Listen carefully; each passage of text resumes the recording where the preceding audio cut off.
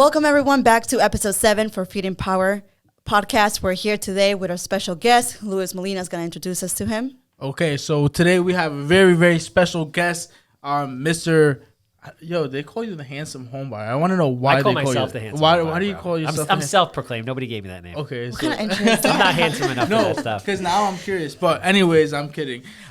Guys, today I want to introduce you somebody very special, Charles Weinraub. I hope I said your last name correctly. You did actually. That was perfect. Perfect. So today he's gonna talk to us about what he does, why he's in the flipping business, what does he do.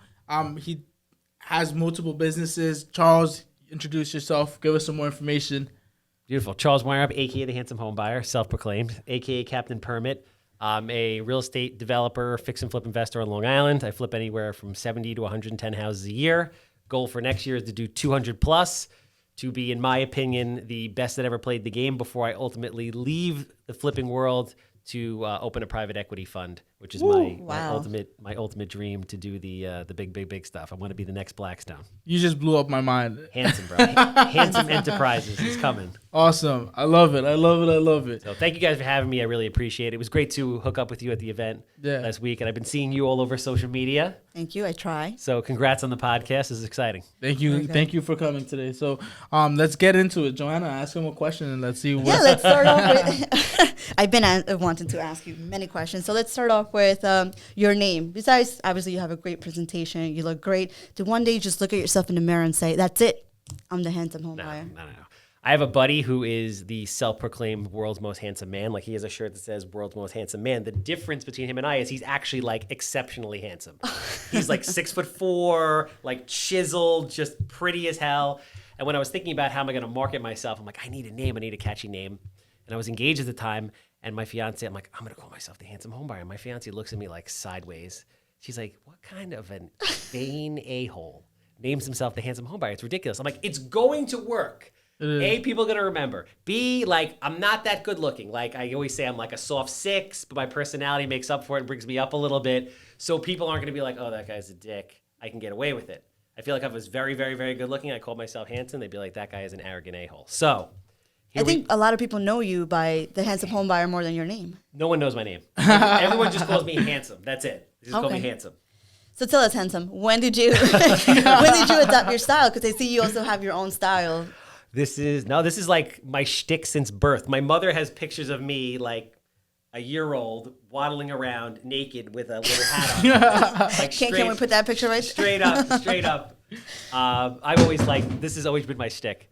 So, and it remains. But now, later on, you guys are right over there? Yeah. my heels. It's handsome making us nervous. As I get older and I lost my hair, when you're bald, the only negative about being bald is you're either cold, okay, so you need a hat, or like the sun is beating on your head and it like melt the skin off your head, so you need a hat. So, but I mean, they say that people that are bald are the smartest. They trust them the most. I like you. I've never heard this, but I like that. I think she's just trying to. I like this. She's trying to get your next deal. So make sure I set my offers. Keep going. So I think it would be also a good signature once you're retired. Like, okay, now I'm going bald. That's it. It's gone. I didn't really have a choice. I got lucky. I've been blessed with a lot of things. Good hair was not one of them. Yeah. So it works with the hat. Well, Charles, let me ask you a question, right? Or handsome, right? Whatever you prefer. So, what got you into the real estate industry, or like why did you even start in like flipping, or just in general? So I owned a Mako body shop franchise. I don't know if are you guys familiar with Mako? Yep. Better get Mako on TV. Yeah. So I opened that when I was 23, and it was a really good experience, but I never really liked the industry. Mm-hmm. My father owned another one, and he had lent me the money to get into this one. So like I was kind of involved with him in a certain way, even though he was never there. So I wanted to do my own thing. So at 27, I read Rich Dad, Poor Dad, and I was like, that's it. I'm going to be a professional investor. But, you say, great, but how do you get there? Mm-hmm. I'm 41, so 15 years ago, you didn't have the same like YouTube. You didn't have the same type of education that you have now. So I went to NYU and took a one-day intensive class on buying REOs because most people, when they get into real estate, they're like, oh, banks are going to give houses away. Yeah. Like, that's how you get free, cheap houses. It's obviously not the case. Doesn't work that way. But the professor that was teaching it said you should join the local RIAs. So for those people that don't know, Mm-hmm. RIA stands for Real Estate Investing Association, and they have them all over the country. Yeah. So I joined the East Coast RIA, which is based out of Levittown, and I met my original mentor. His name is Carl Chavone, and I started training with him, and I trained with him for about 3 years Wow. before I was ready to do a deal. Then it took me a year just to get my first deal. Oh, wow. And I've done over 400 houses in the last 6 years. Wow. Well, he probably owns your house, guys. So now you do all type of properties. You do land, commercials, homes, everything. How do you do? What don't you do? I do everything. I just negotiated a deal today to buy a package of non-performing mortgages also that we work with. So I try to cast a really wide net. I learn about everything because the market ultimately changes all the time. Similar to, it's like you don't want to be a loan officer who's just doing refis Correct. or who's just doing, purchases. Correct. Because depending on what's going on, you're not going to have any business. Same thing with me in real estate. So I started out flipping in, kind of better middle income areas like Wantaw, Seaford, Belmore, Massapequa. Yeah. And then I started moving into other areas. Then I started putting dormers on houses. Then I started doing new construction. Then I started buying rentals. Then I went back to NYU, got my master's degree in real estate development that I finished about a year ago now. Oh, congratulations. Thank you. And then that propelled me into doing the commercial development I'm doing now with assisted living facilities and retail and self-storage and all that. Wow. That's crazy. It's dope. Which one would you say it's the hardest? Commercial, land, property? Commercial is a totally different animal. So everything takes forever, like literally forever. Like I'm used to being like, yo, Charles, you want to buy a house? Like it's Friday, let's close on Tuesday, bang, done. This stuff takes forever. Like you have to go through approval processes. It takes years. You have to line up tenants for like big commercial tenants. Yeah. Corporations take forever. There's like huge landmines, like environmental problems, and it's big money. It's like millions and millions of dollars. So, one bad deal could really take you down. You really have to know what you're doing. And right, there's always like, there's deals you're going to make money. There's deals you're going to lose money. There's deals where, you're tight, right? Especially like even, like you said, commercial deals, residential deals. I don't want to ask you a personal question, but it's like, have you ever taken a loss in this business? I just posted a video the other day with flipping houses. Like my training on that is on point. Like I've done very well with that. I rolled the dice on a big commercial deal that was something called a subject to deal. So basically you don't close on the property, you go into contract subject to getting approvals to build something. So the first thing that I went to go build was an assisted living facility. Yeah. And ultimately, it went bad. Like the neighborhood came out against it. The politicians basically literally just threw me under the bus in the 11th hour and kind of ran scared. And I lost $171,000 on that deal. I still have the deal and we're going in a different direction with it, but like $170,000 vaporized. Yeah. Done. It's gone. Gone. That's it. Never to come back again. But it's a calculated risk. Yeah. I knew what I was getting into. There were certain things that were out of my control, but you take a shot. But so when you got into that deal, right, you had an idea, like it was like a 50-50 pretty much. Like I might lose here, and then I might win at the end. So regardless, as an investor, you kind of had an idea that you were going to lose money regardless of the situation. Well, it was a calculated risk, right? The upside potential was massive, and the deal will still work as something else, but it won't be as good as the assisted living facility. Okay. But the downside was regulated. Like I knew I could lose up to, let's say, like $200,000 giving it a shot. But if I got it, it would have been so massive that it was worth rolling the dice. Yeah, so it was worth a shot. That's amazing. But the important thing for me is this: like the execution of what we did was as good as it could have been. We had the best people. We did all the I did all the research I could. Like I put myself in the best possible position to succeed. It didn't work, but there's nothing I could have done better. Wow. So that's like, you don't always win. Yeah. That's right. Especially in the investment world, you never right. you can win sometimes, but not all the time. Nah, nobody wins all the time. These guys you see on IG that are like running their mouth about this and that. And it's not like a lot of people, what they like I know they watch like these HGTV shows where like fix and flip, and they want to make it like it's so similar, and what goes around comes around, right? Like, so I was speaking to an investor the other day. I don't even know if I would consider him an investor because he's like, yeah, I've been doing fix and flips. I'm like, okay, so what have you done? He's like, yeah, I just did my first flip. I'm like, I find it weird when people like, call themselves like, they give themselves certain titles, but they have nothing to back it up. Like, and at the end of the day, right, the way that I look at it is like, if you have that title, like have something that shows that, you've been doing it for a long time, or give yourself, that gives you credibility pretty much. And you've been able to do that.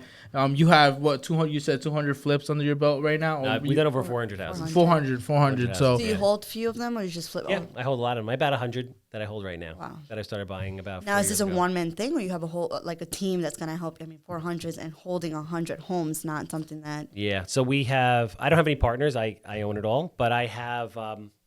Right now, I have about 25 people that work for me, and we're going to be doubling in size in the next 3 months. So I basically own my own construction company. I own my own property management company. I have in-house finance. I own my own kitchen cabinet company, and I own Captain Permit, the architecture and expediting company. Now, for Captain Permit, tell us about Captain Permit. What is it all about? So Captain Permit is an architecture and expediting company who does anything from legalize a deck, close open permits, to design plans to build a new house or a commercial property. I opened Captain Permit because I was doing 60, 70, 80 houses a year, and I was dealing with architects, and they were a nightmare, like a nightmare. They would disappear for months. The towns are terrible. The towns are just terrible. yeah, they're horrible. Nothing can be done about that. It doesn't matter who you know. Yeah. It's a mess. Which one is the worst for you? North Hempstead is the worst. Yeah, township. Hempstead. Absolute- Anything that says Hempstead, the town of Hempstead is. So there's North Hempstead, which is like Call Place, New Hyde Park, Yeah. all that. They are the worst. Yeah. Town of Hempstead is bad also. Yeah. I'm trying to think. Some of the villages are cool, like they're easier to deal Yeah. with. But like Village of Islandia is amazing. Amityville Village is amazing. Farmingdale Village is amazing. But the bigger townships are just a nightmare, bro. What about town of Brookhaven? Fucking nightmare. Absolute Yeah, I know. nightmare. Yeah, they dime you on every single thing, They're just, dude, they don't pick up the phone. Yeah. Like, they're just, it's terrible. and they charge a lot of taxes too. It's crazy the insane amount of money people are paying on taxes for you not to get any answers. I mean, the building departments generate a ton of money on their own. If you just made them more efficient, Yeah, then it would just flow through. But when you have, like, there's just no accountability there. Yeah. They run like shit. I think they should privatize the building departments personally. yeah. But that's That's I guess that's probably just like never a gonna personal opinion, pretty much, because the thing is, like, all these things are controlled pretty, like, it's like we have no control of it, and especially you as an investor, like maybe you want to get out a deal, right, and you want to get out of it within a certain time frame, and Time is money, man. Yeah, and this stops you pretty much. It's like a permit might take 6 months. Right now, I know it's taking a lot more because of the whole COVID situation that they're blaming it on, right? It doesn't have to be. It's just like there's no reason. You want to take my money? I have no problem with that. But don't make it difficult for me to give you money. Yeah. Streamline the process. There's people there that just don't want to work. Yeah. Speaking of time, because you have so much going on, and at the same time you have a podcast, which you inspired so many, as we were speaking you. previously. Because of you, we're all here. He inspired all of us. Thank you. But having all of that, I mean, you have the podcast, you have time for that, you have time to come and here, to go out in the field, to everything. How do you manage your time? Like you said, time is everything. I wish I was really super organized. I try to be. I'm not. I have ADHD to the max. I'm all over. I don't have a tremendous amount of responsibility outside of my work. Like, I'm not married. I don't have any kids, so it makes it easier for me. I'm super impressed with people that do this kind of stuff that actually like have families and responsibility. I'm like, I don't know how you guys do it, but every day's crazy. What time does your day start? It depends on like how late it goes. Sometimes I'm up at 5. Like, I'm not like Brian Karp, who gets up at like 3:30 in the morning and is like super regimented. I'm not like that. Sometimes I'll get up at 5, sometimes I get up at 7, but I usually work late. Yeah. What's late? I'm working 10, 11, 12, 1 in the morning. Sounds like, So, okay. yeah, I mean, I don't think it really matters just as long as you put the time in. It doesn't matter if you're doing it at night, if you're doing it just as long as you put the time in. Do you take breaks? Do you take like, okay, it's time to take a vacation, time to take a break, or I and if don't- you do, when does it come that idea? Like, you know what, it's time to disconnect. There are like burnout moments, and I really like pre-COVID, I tried to take like one nice vacation a year, and that was like enough for me. But I really like doing this, so it's not like work. Like, I enjoy getting up, and I enjoy coming to meet people like you and having these conversations and seeing what comes of it. Yeah, I love it too. It's crazy. So, Charles, let me ask you a question. What advice would you give anyone trying to join the real estate industry in the investment side of it, commercial side, anything that has to do, even just opening their own business, because you have multiple businesses, you know. So I guess let's start real estate investing. And I guess this really has to do with everything. So real estate investing, number one thing is get an education. Everybody comes up to me and they're like, Charles, I want to do what you do. And I'm like, this is what it takes. You have to find a mentor like Carl. You should actually hire him. He's exceptional. You know, it's going to take you at least a year, 2-3 years to be trained to the point where you're ready to do it. And then you go do it. And people get upset because they're like, I don't want to wait that long. I don't want to put the time in. But that's really what it takes. So I would say to people, you have to be patient. There's more time than you think. Like, relax. So, like, for example, in theory, I've been in this business for 10 years. Yeah. I was being educated for 4, and now I've been practicing for 6. I've done over 400 houses. So what I could have done is I could have not trained for those 4 years and just started at the beginning. I don't think I would have done anywhere near the 400 houses in the 10-year period, even though I started earlier because I didn't have the education, and I probably would have lost a lot more money. Yeah. Correct.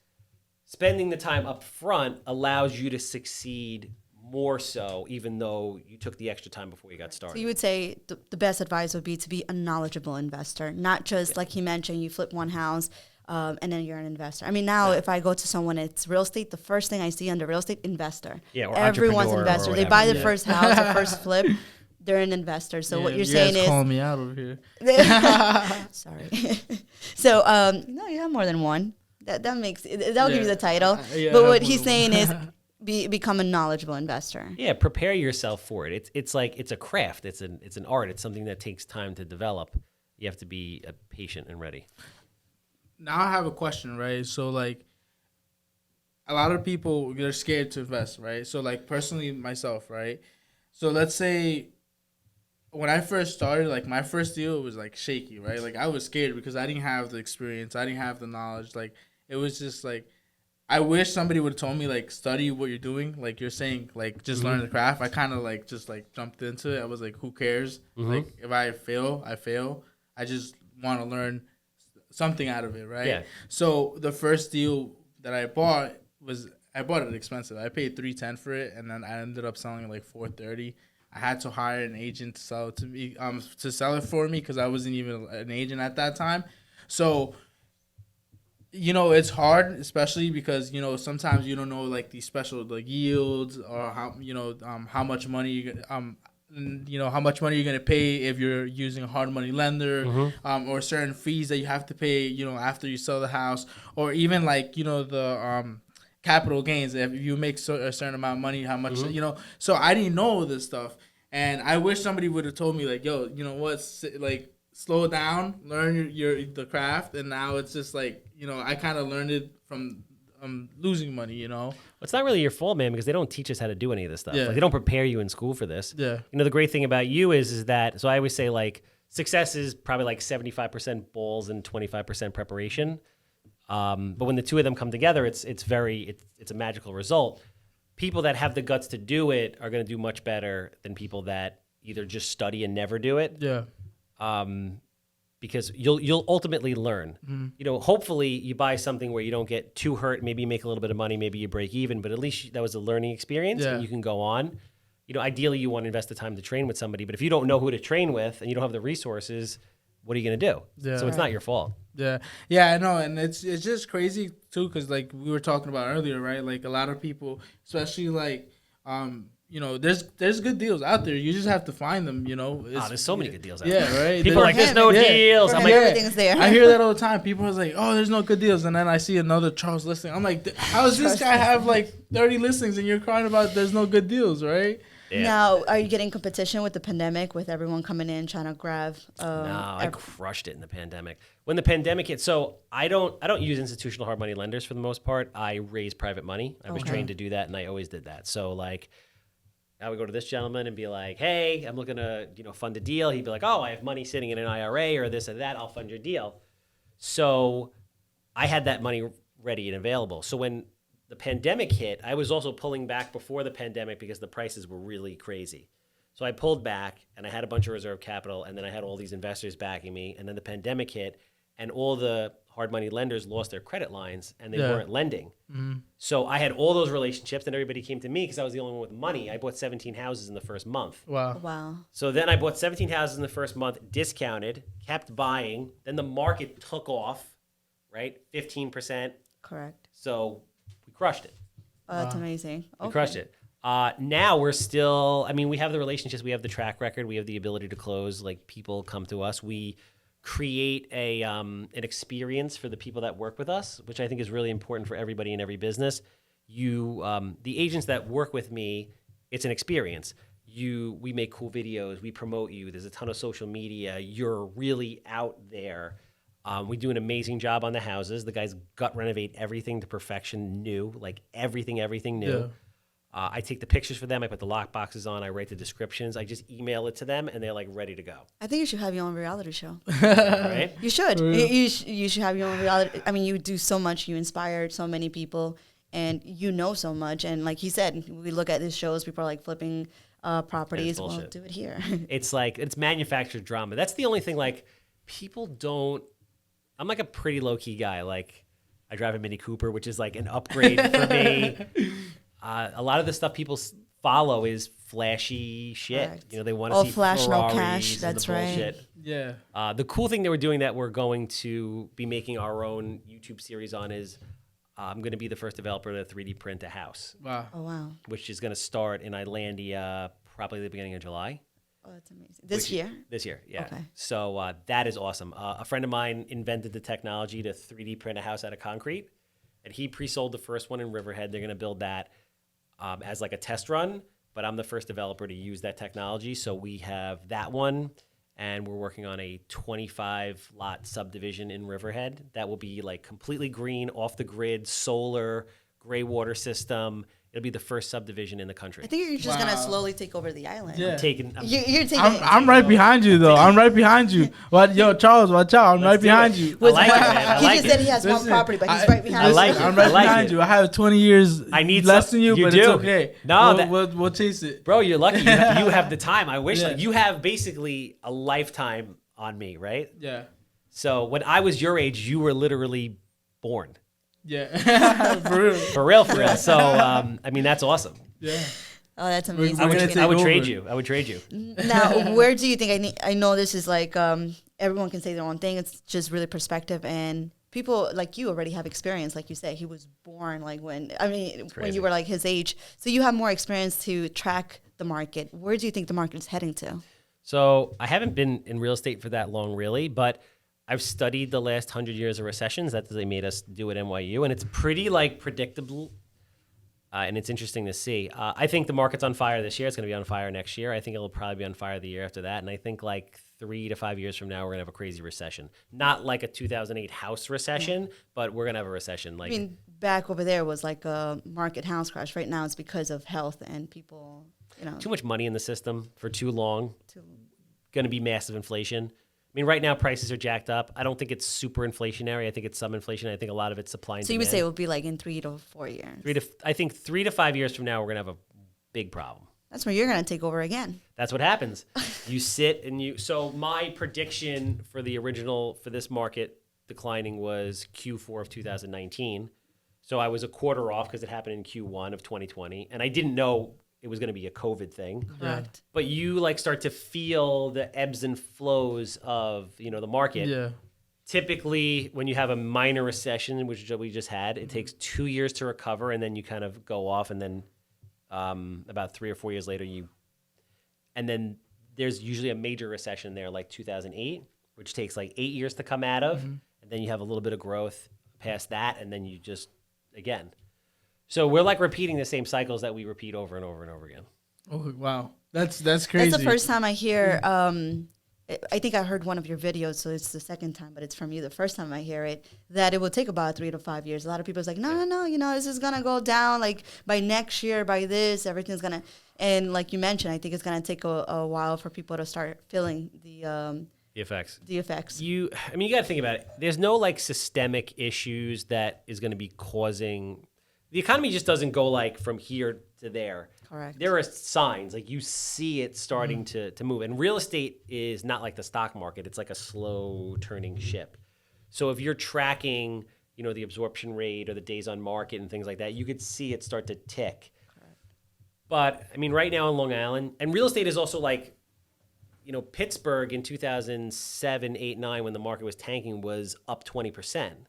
So it really depends on where you are, right? So in Long Island, you can't build anymore because there's no land. There's no more land. You have a ton of people leaving the city, and they're not going back anytime soon. And if you need a piece of land, you go to Hensom, who is the one that owns the whole island. They only own Every week, houses coming out, and there's no inventory. And rates are super low. Correct. And they're going to be low for how long? This year? Probably. Next year? I would say it would take a few more months, probably by the June next year. You're going to start seeing like, okay, the pandemic, we're still through the pandemic, but I just feel like people are going to, like right now, they just feel like that, see the light at the end of the tunnel, like, okay, things are getting better. People are going to feel safer, like even selling the properties. Like right now, everyone's going in negative equity on these properties. They're like no inventory. People are overpaying, like Correct. straight up overpaying, which obviously can't, that kind And of in stuff a way, can't I would last. say is negative equity is because like lenders, if it doesn't appraise, they'll say, we'll bring in the extra money. The value's not there. So you're going into negative equity with those properties because, but again, it has, like right now, it's only been a few, like 2 weeks with the good weather and all this thing with the vaccines. A lot of people are getting vaccinated. So a lot of people are feeling more comfortable letting people come into their house, do the showings, do the open houses. So I think this is going to open more the market into balancing it out a little bit. Because right now there's no balance. Right now everyone says, it's the buyer's, it's the seller's market. It's still going to take a lot of time for that. I mean, the foreclosure moratorium is a really big problem. Oh, yeah, definitely. The eviction moratorium is a really big problem. Yeah. So, I mean, they're probably not going to start to do that kind of stuff for real until like next year. And then it's going to take so long for that to shake out. And that's where I feel like the rates are going to start just like, because they're already starting to, we were looking at the 2s, now we're like on the 3s. So I feel like by next year, this time we're going to be like, okay, we're kind of have that stability with the rates because we're going to start seeing that by next year that the effect of it. And then ultimately what happens in inflationary times, like if you research the late 70s into the early 80s, inflation gets so bad that they have to really jack rates to try to keep it under control. Correct. And that's when you start to get into 8, 10, 12, 15% interest rates on your mortgage, which is nuts. Yeah. I've seen the 12s, I've seen the 8s, and it's like... nuts. So, we'll see. I mean, there's always opportunity in every market, which is cool. You just have to like prepare and just not go in blind.